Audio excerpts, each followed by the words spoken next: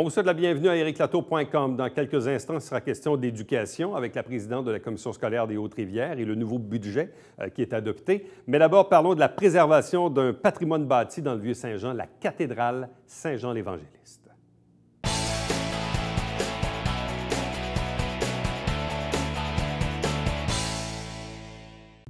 Le patrimoine, c'est important. Encore faut-il s'en occuper, encore faut-il le reconnaître. Et forcément, évidemment, de par l'histoire, il y a un patrimoine religieux qui est à préserver. Dans les dernières années, on a parlé beaucoup de l'Église de l'Acadie, avec raison. Mais parfois, il y a aussi un peu des négligés. Parlons entre autres de la cathédrale Saint-Jean-l'Évangéliste dans le centre-ville de Saint-Jean. Et là, il y a une campagne de financement pour pouvoir, évidemment, parler un peu de sa sauvegarde. C'est quand même un joyau du patrimoine. Avec nous pour en parler, Maître Nathalie Mador, qui a accepté la présidence d'honneur de cette campagne. Bonsoir et bienvenue. Bonsoir. Première question, pourquoi avoir accepté? Pourquoi cet enjeu-là vient vous chercher? Bien, si vous vous souvenez, j'ai été présidente de la Société de développement du Vieux-Saint-Jean, de rue principale, le Vieux-Saint-Jean, parce que j'ai toujours eu à cœur le développement du centre-ville. Quand on parle du centre-ville, on ne peut pas, c'est un incontournable, on parle du patrimoine bâti. Et oui, on a restauré plusieurs maisons anciennes du temps de rue principale, mais la cathédrale, c'est la maison ancienne des maisons anciennes. C'est quand même la plus belle. Et comme vous l'avez dit d'entrée de jeu, c'est un peu négligé, là. Parce qu'en apparence, comme ce bâtiment-là est un peu enclavé, on n'a pas le recul comme quand on regarde à Iberville et on regarde l'église Saint-Athanas. Donc, on la voit de loin, oui, de l'autre côté. Bon. Dans le cas de la cathédrale, à moins d'être positionné un petit peu plus loin sur Saint-Jacques, coin Laurier, où on voit un peu la devanture, sinon, quand on est sur Saint-Jacques ou Jacques-Cartier, elle est collée. Il faut vraiment se lever au ciel pour voir un peu le bâtiment. En apparence, le bâtiment a l'air correct. Mais probablement qu'il y a des travaux à venir et même dans le futur bien, aussi. Il y a toujours des travaux d'entretien, puis il y a aussi des travaux à venir. Mais ça me fait rire quand vous dites on ne la voit pas si bien, mais on peut aussi l'entendre. Ouais. Les cloches sonnent à tous les jours à midi et à 18 h. Et ça aussi, c'est une chose qui vient tout juste d'être réparée parce qu'on a une cloche. Il y avait 5 boules dans la cloche. Là, je vous fais ça en détail. Là. C'est un carillon qui, vous l'écouterez attentivement, qui est agréable à entendre. Et il a fallu le réparer. Puis ça aussi, ça a coûté... C'est toujours à coût de 100 000 quand on fait la moindre petite chose. Juste peinturer l'intérieur, avez-vous une idée? Mais c'est des travaux qu'il faut faire régulièrement. Pas juste attendre que ça tombe en décrépitude. Là, il y a des choses qui sont un petit peu plus urgentes. Là. Je pense qu'on parle des fenêtres, puis... Oui, d'ailleurs, en m'en venant, puis sachant qu'on faisait l'entrevue tantôt, je me suis attardé tantôt, en arrivant sur Saint-Jacques, de regarder le cadrage. Ouais. Donc là, je me suis aperçu, évidemment, c'est un cadrage en bois, blanc. Évidemment, là, c'est un peu dépeint, si on veut. C'est un petit peu plus urgent. Donc, je m'imagine que probablement que les fenêtres, la fenestration va être à refaire un jour. Oui, ça fait partie des travaux, je pense, à plus ou moins court terme, les fenêtres. C'est pas à longue échéance. Mais on a aussi un autre projet pour mieux la voir. Justement, la cathédrale, ce serait d'illuminer le clocher. Avec les travaux qu'on a en ce moment, le chantier du pont, on va avoir un beau pont. Le pont va être illuminé. Et la cathédrale, c'est dans l'axe du pont, c'est sur la même rue. Donc, oui, on a un travail là, à faire pour illuminer le clocher, pour que ce soit plus beau, plus visible. Et c'est sûr que les travaux, ça coûte cher. Mais le projet de la corporation, je le trouvais intéressant. Puis pourquoi aussi j'ai décidé de m'impliquer, c'est qu'on veut qu'il n'y ait pas seulement des activités liturgiques à l'Église, mais qu'il y ait aussi des activités communautaires. Parce que, bon, je pense que tout le monde qui est de Saint-Jean est déjà allé dans la cathédrale, que ce soit un mariage, une funéraille, une célébration quelconque.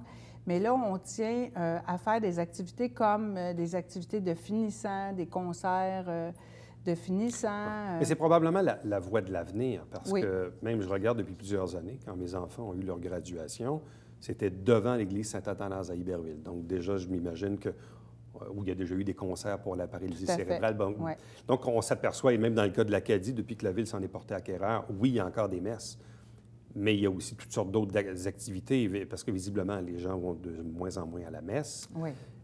Et ceux qui y vont sont parfois assez âgés.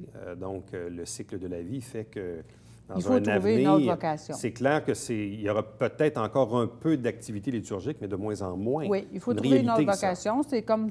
Je vous dirais, plusieurs églises sont dans cette situation-là aussi. Donc, on peut tenir des expositions, faire des concerts.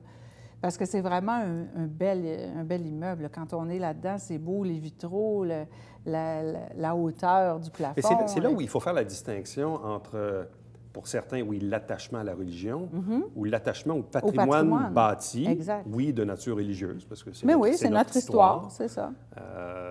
Moi, j'ai un attachement au patrimoine bâti, à tout ce qui est les maisons anciennes, j'aime ça. Même le palais de justice, on a eu une rénovation dans les années 90, c'est extraordinaire, notre palais de justice.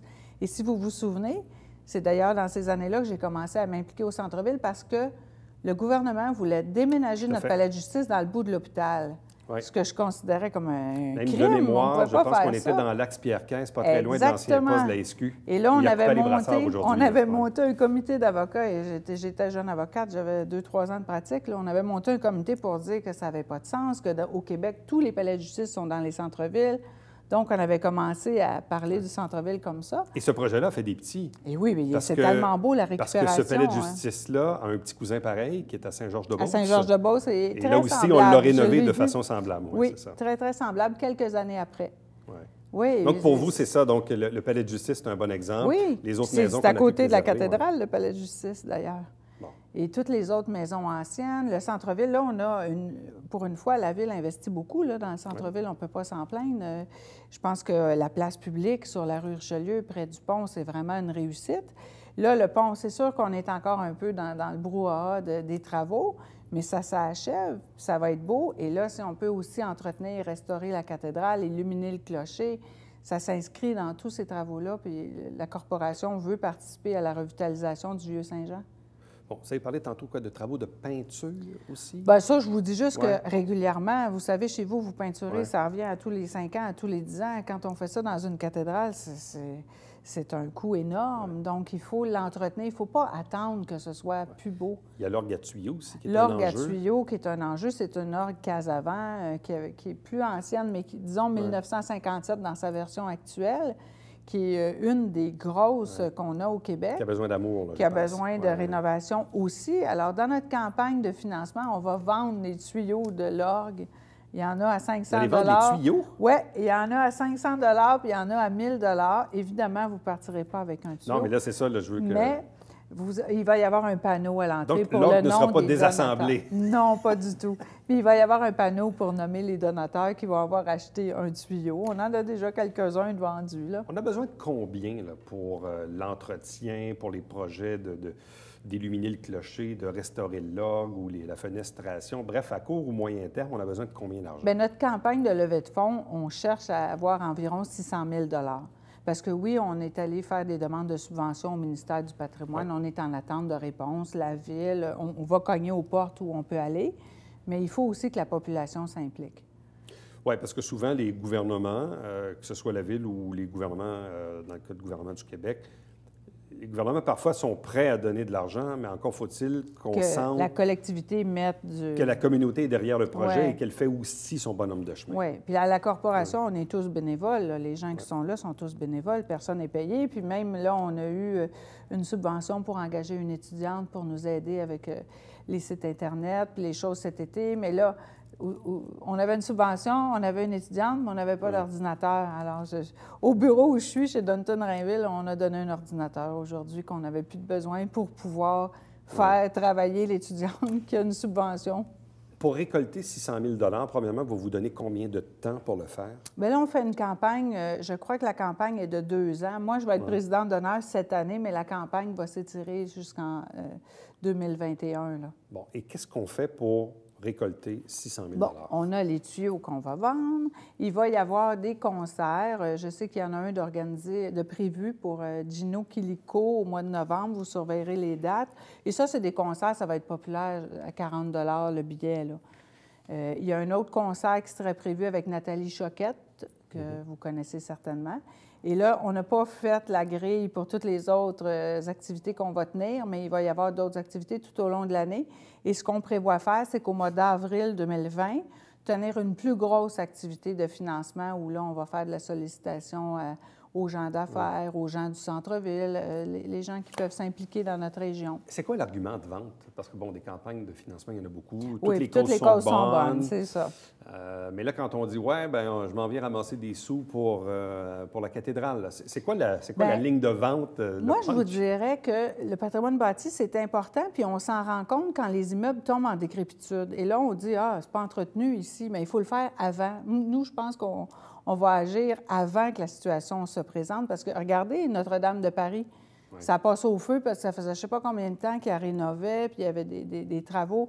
Ça passe au feu. Là, tout le monde se réveille. Tout le monde veut mettre de l'argent. L'argent tombe du ciel, mais on n'est pas obligé d'attendre qu'il y ait un drame ou que ça tombe en ruine pour dire on aurait dû faire quelque chose parce qu'après, ça coûte encore plus cher. Je pense que de la maintenir à jour puis de rénover les choses au fur et à mesure qu'elles se présentent, bien, c'est important. Puis c'est sûr qu'illuminer le clocher, ce n'est pas de la restauration, c'est un nouveau projet. Mais ça s'inscrit dans la ligne de... Oui, ça vient, si on veut l'ouvrir aux activités communautaires, des expositions, des concerts, des finissants qui viennent faire une fête dans la cathédrale. Pas besoin d'être catholique ou d'être religieux. On veut être inclusif, ça va être ouvert à tous. Parce que, en même temps, quelle est aussi la part, disons, du diocèse dans tout ça? Parce que je sais, évidemment, l'Église a de moins en moins d'argent aussi pour entretenir ses propres bâtiments. C'est la raison pour laquelle ils transfèrent en condo. Les diocèses vendent ou, bon, les bâtiments sont un peu à l'abandon ou les vendent pour $1 ou presque. Est-ce que dans ce projet-ci, est-ce que le diocèse... Non, ce n'est pas le diocèse qui mène le projet parce que maintenant, c'est la corporation Monseigneur Forgette qui s'occupe de toute la gestion des fonds du bâtiment, trouver l'argent, gérer l'argent, faire les travaux. Donc, le diocèse n'est pas impliqué là, dans le projet de rénovation plus que ça. C'est vraiment la corporation Monseigneur Forgette là, qui s'occupe de tout ça. Les gens qui vous entendent aujourd'hui, ils voudraient s'impliquer, faire leur part, se sentent interpellés par ce projet-là. Que doivent-ils faire? Ils peuvent aller voir, on a un site, c'est j'ouvremoncoeur.org, ORG, c'est concept pour notre org. Ils peuvent aller voir là-dessus pour justement savoir la date des événements à venir et puis ils peuvent répondre par courriel s'ils veulent faire un don ou quoi que ce soit, mais surtout se tenir au courant là, des activités qui vont être faites. Parce que je pense que c'est MXO, Steve Train, qui nous a fait là, nos dessins, puis le site, puis c'est vraiment bien fait. Évidemment, il a fait ça bénévolement comme nous tous. Question technique, est-ce que la corporation peut émettre des reçus pour fin de charité? Oui, à 100 tout ce que vous donnez, on a des reçus. C'est vraiment, c'est un groupe religieux, premièrement, puis on est un OSBL aussi. Donc, oui, vous avez des reçus d'impôts, parce que quand on va vendre des tuyaux à 1 000 $, ça va être important, les reçus d'impôts. Est-ce que vous avez vu les oriflammes qui ont été installées sur la rue Saint-Jacques? Non. Sur le bâtiment. Ils ont été installés tout récemment, la semaine dernière, là, et c'est vraiment, vraiment beau. Là, puis ça met en relief là, la beauté de la cathédrale. Ça fait partie de ça aussi, de mousser la campagne de levée de fonds. Alors, lancement de la campagne de financement, donc sous la présidence de Maître Nathalie Mador, pour la sauvegarde de la cathédrale Saint-Jean-l'Évangéliste. Merci beaucoup. Bonne chance. Merci, ça m'a fait plaisir. Restez avec nous, puisqu'au retour, on vous parle d'éducation.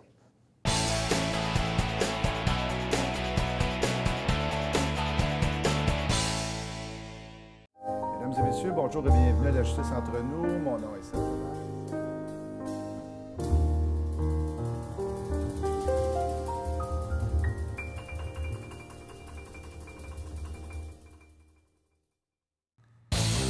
Salut, ici Alexandre Baudouin. Et François Trépanier. François, cette semaine à Sport Express, on parle de handball et de hockey. Oui, avec Myriam Laplante et M. Fort de Chambly, Marc-André Hood. Belle émission. Oui, manquez pas.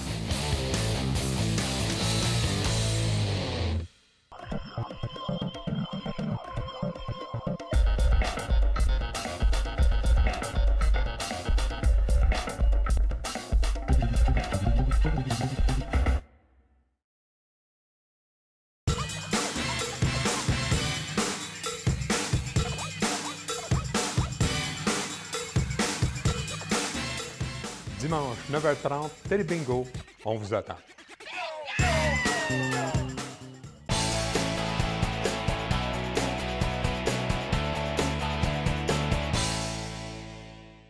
Parlons d'éducation, parlons de la commission scolaire des Hautes-Rivières en compagnie de la présidente André Bouchard. Bonsoir et bienvenue. Merci, bonsoir. Vous êtes aussi au moment de l'année où vous adoptez le budget. Bon, c'est pas toujours très, très sexy pour le public d'entendre parler de budget et tout ça, mais dans les faits, Ce que le public veut savoir, bon, souvent la première préoccupation, c'est les taxes scolaires. On sait qu'on a un nouveau gouvernement aussi qui a une nouvelle vision de la chose. Bref, la première question, c'est les citoyens qui nous regardent, les contribuables, est-ce qu'ils vont voir une hausse ou une baisse de leur compte de taxes scolaires? Ils vont être très heureux. Ça peut être sexy Oui. dans le budget parce que, oui, ils vont voir une baisse considérable. C'est de 2 sous du 100 $ d'évaluation dans leur compte de taxes scolaires. Ça peut représenter quoi, ça, pour... parce que je regardais, bon, récemment, on avait, je ne sais pas, mais une maison de 250-300 000 il y a quelques années. Mais année, ça coûtait 300, puis ça coûtait 500, puis ça coûtait 700. C'est revenu à 500, puis là, ça a rebaissé un peu. Donc, autrement dit, l'effet du balancier, il joue comment là-dedans? Là? L'effet du balancier, c'est sûr que le gouvernement actuel, il veut qu'au terme de 3 ans, tous les contribuables du Québec vont payer 10 sous du 100 $ d'évaluation de taxes scolaires. Ça va être ça. Ouais. Alors, nous, l'année passée, c'était 17 sous du 100 $ d'évaluation. On a déjà été à 35. Absolument. Ouais. 35, on n'a jamais été à 35. On était 26-27. 26-27. Mais l'année passée, on était à 17 sous parce que la règle, c'était de prendre le plus bas taux, le taux le plus faible d'une commission scolaire en Montérégie. Alors, on était à 17 sous. Puis cette année, ça va être 15 sous. Ce qui fait un manque à gagner d'autour de 3 millions à la commission, 4 millions à la commission scolaire. OK. Et cet argent-là, est-ce que le gouvernement vous le compense? Va compenser partiellement. C'est-à-dire? C'est-à-dire que pour nous, c'est un manque à gagner d'autour de 4 100 000. Puis on devrait, selon nos calculs, on devrait être compensé pour 3 millions. Puis ça, c'est sans compter, évidemment, quand on envoie les comptes de taxes scolaires, les gens qui payaient en retard, il y avait des frais d'intérêt. Les frais d'intérêt à la commission scolaire étaient plus élevés. Là, il faut prendre ceux du gouvernement du Québec, qui sont de 7 % Alors, cette perte-là, même si, évidemment, on capitalise, on ne budgétise pas là-dessus, là, mais c'était quand même de l'argent qui arrivait au niveau des taxes. C'est une perte. Bon, généralement, une ville ou une commission scolaire ne peut pas faire de déficit. Sauf que dans ce cas-ci, de ce que je vois de votre budget de cette année, vous avez un déficit, mais un déficit autorisé. Oui, on a un déficit autorisé. Depuis quelques années, le gouvernement du Québec nous autorise de prendre un pourcentage de nos surplus, des surplus accumulés de la commission scolaire. C'est des surplus dont on peut disposer, parce qu'on s'entend que la commission scolaire, on a peut-être 16 millions en surplus, mais là-dessus, il y a des vacances, il y a des terrains, il y a des bâtiments. Alors, actuellement, nous, on va s'équilibrer avec à peu près 1 100 000. À même le surplus. À même le surplus. Bon. La prochaine, ce budget 2019-2020 comporte, entre autres, l'ajout de 17 nouvelles classes. Oui. Donc, quelles sont-elles, ces nouvelles classes? D'abord, on a un budget d'attribuer là-dessus de 2,3 millions pour l'ajout de 17 groupes, dont 9 en adaptation scolaire et 4 préscolaires 4 ans. On se rappelle qu'on avait été autorisé à la commission scolaire à ouvrir 3 maternelles 4 ans, mais évidemment, étant donné qu'on avait un secteur où il y avait une demande plus forte, on avait demandé l'autorisation et on a eu l'autorisation. Bon, où seront-elles, ces 4 maternelles 4 ans? Il y en a une à l'école Jean-23 à Ange-Gardien. Il y en a 2, l'école Saint-Vincent à Saint-Césaire, et il y en a une à Saint-Jacques-le-Mineur. Donc, principalement. Donc, il n'y en a pas comme tel à Saint-Jean? On n'avait pas d'espace. Faute d'espace.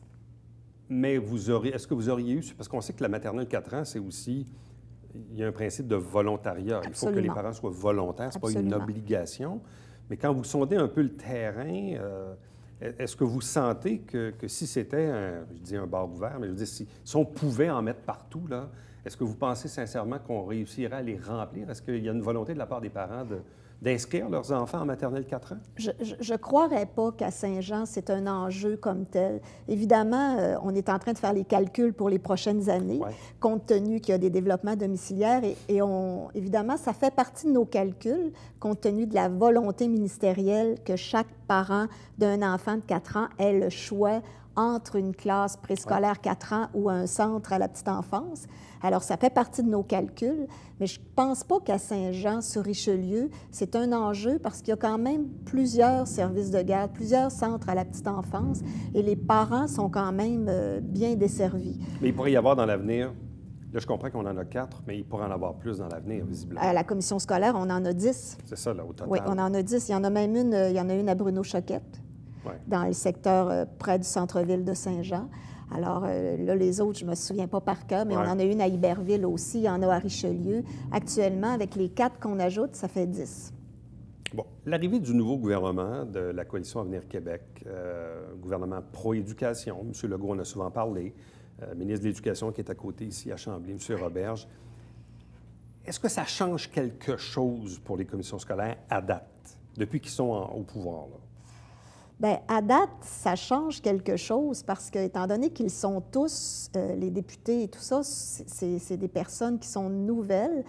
Il y a des députés, entre autres, qui ne connaissent pas la réalité d'une commission scolaire. Alors, moi, je me suis retrouvée à un moment donné avec une lettre de M. Roberge, député, parce qu'il y a des écoles qui sont sur mon territoire, qui nous demandaient d'ouvrir une classe dans une école. Alors, c'est pas tout à fait comme ça que ça fonctionne. Évidemment, on fait des études dans l'organisation scolaire, puis on va vraiment à la réponse aux besoins. C'est pas nécessairement parce que des parents lèvent la main dans une école et rencontrent le député que ça va valoir une école. Nous, Conseil des commissaires, on est là pour répartir les services avec équité. Puis je dirais qu'à ce moment-ci, c'est probablement le seul pouvoir qui nous reste, de répartir les services sur le territoire avec équité. Alors, évidemment, on a eu des...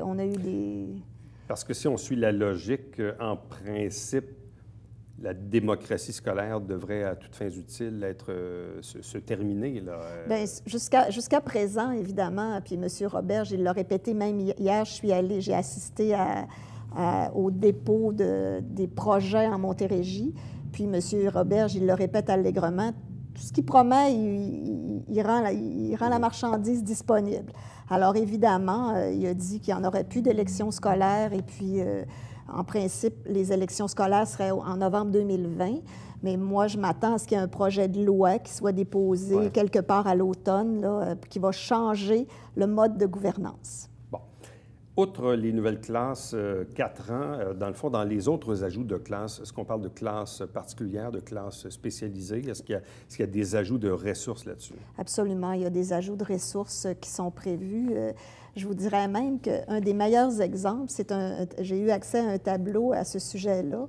Depuis 2010-2011, on a doublé le personnel en adaptation scolaire à la commission scolaire, alors que la clientèle, elle n'a pas doublé, loin de là.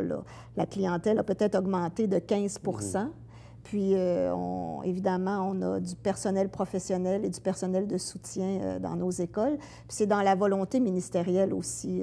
Il y a actuellement 2,5 millions dans le budget 2019-2020 qui va aller directement aux écoles pour que les écoles, c'est-à-dire les directions, avec les conseils d'établissement, puissent choisir les moyens pour favoriser la réussite des élèves. Puis ça veut dire engager le personnel. Bon, parlons de travaux. Les travaux à l'école Marie-Rivier sont à toutes fins utiles terminés. Les travaux à l'école Saint-Eugène, des gros travaux d'agrandissement, ça, ils sont en cours en ce moment? Oui, ils sont en cours, ils sont avancés. Évidemment, on juge toujours que ça avance pas aussi vite que ça devrait, mais apparemment, tout va bien pour l'instant. Bon, parce que là aussi, la commission scolaire fait face à un accroissement de sa clientèle et les courbes démographiques tendent à démontrer que ça va se continuer. Oui. On est en train de faire des travaux.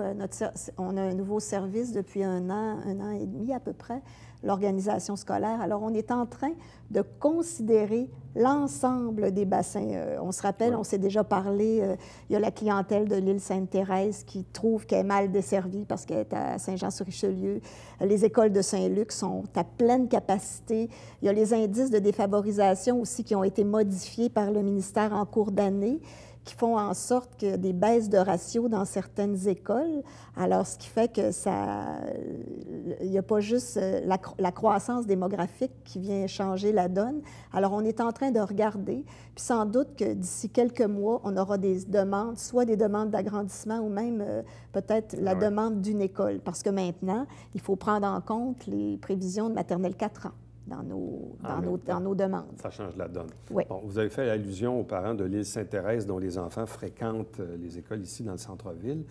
Il arrive quoi finalement avec cet enjeu qu'on avait là, sur le transport puis le service de garde et tout ça? Est-ce qu'il y a eu une solution temporaire de trouver pour ces parents-là? Bien, la solution temporaire, ça a été on a offert un deuxième transport pour l'année qui vient de se terminer. Puis le deuxième transport, évidemment, se termine avec la fin de l'année scolaire. Mais force est d'admettre que le deuxième transport ne répondait pas nécessairement aux besoins des parents comme il aurait dû quand on l'a proposé, puis quand les gens ont répondu au sondage. Parce qu'en fin d'année, je dirais que la semaine passée, cette semaine, on ne le compte pas tellement parce que c'est les sorties et tout ça, les élèves ne sont pas nécessairement présents 100 % à l'école. Mais on était rendu, je pense que dans le plus gros du transport, on voyageait 32, 33 élèves dans le deuxième transport. Puis récemment, dans les semaines qui viennent de se terminer, on était à moins de 20 élèves. Alors, je ne pense pas qu'on va offrir un deuxième transport l'année prochaine. Bon. En terminant, je sais que ça, c'est un vieux projet qu'on a toujours en tête. Je ne sais pas s'il est encore dans les cartons. Celui d'unifier l'école professionnelle des métiers, là, qui est scindée en deux, une portion qui est à Rasco et l'autre portion qui est ici, près de l'aréna municipale. Est-ce que c'est encore dans les cartons, ça? Oui, c'est dans les cartons. C'est dans les cartons. Et ça, même si, c'est ça, hier, j'ai assisté au dépôt des projets pour la Montérégie. Notre projet de centre intégré, formation professionnelle, formation services aux entreprises, formation aux adultes, éducation aux adultes, n'a pas été retenu sous sa forme actuelle, mais on va le retravailler autrement. C'est sûr que je ne veux pas lâcher prise à ce sujet-là. Je pense qu'on va faire un dépôt dans les semaines qui viennent. André Bouchard, merci beaucoup. Ça fait plaisir. Bon été. Belles vacances. Merci. Restez avec nous. Au retour, le Babillard quotidien.